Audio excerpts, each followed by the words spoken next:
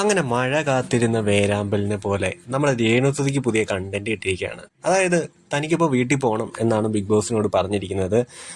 കാരണം ഇതാണ്, തലയിൽ നിറയെ പേൻ രേണുവിന് വൃത്തിയില്ലെന്ന് അനുമോള് ഒരു ടാസ്കിനിടയിൽ പറഞ്ഞു.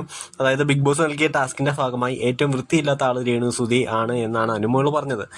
ഇതിന്റെ പേരിൽ ഇനി രേണുസുതിയുടെ ഒരു പ്രശ്നങ്ങൾ അങ്ങ് തുടങ്ങി. നമ്മൾ അക്ബറിന്റെ വിഷയത്തിൽ നമ്മൾ കണ്ടതാണ്.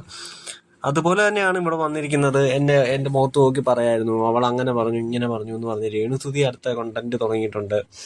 പ്രേക്ഷകരെ നിങ്ങളിതാ കാണുക, എന്നെ ഇങ്ങനെ പറഞ്ഞു. എൻ്റെ ബിഗ് ബോസിൽ പോകണമെന്ന് പറയുകയാണെങ്കിൽ വിട്ടുകളാ. ഒന്നാമത് നിന്നിട്ട് അവിടെ നിന്നിട്ട് വലിയ കാര്യമൊന്നുമില്ല. കാരണം ഒരുപാട് പ്രതീക്ഷിച്ചു, ആൾ മാറും, നല്ല ഗെയിം കളിക്കുമെന്നൊക്കെ പ്രതീക്ഷിച്ചായിരുന്നു തുടക്ക സമയത്ത്. പിന്നെ ഒരു അവസരങ്ങൾ കിട്ടിയപ്പോൾ വീണ്ടും പ്രതീക്ഷിച്ചു. പിന്നെ വലിയ കാര്യമൊന്നുമില്ല, ആൾ നിന്നിട്ട് വലിയ കാര്യമൊന്നുമില്ല. അപ്പോൾ പിന്നെ പുറത്താക്കുക തന്നെ, അതാണ് ഏറ്റവും നല്ലൊരു വഴി എന്ന് പറയാനുള്ളത്. ഇല്ലെങ്കിൽ ഈ പ്രേക്ഷകരായ ഞങ്ങളുടെ ഇത് സഹിക്കേണ്ടി വരും. 26 മണിക്കൂർ അനുമോൾ അങ്ങനെ പറഞ്ഞു എന്ന് പറഞ്ഞ്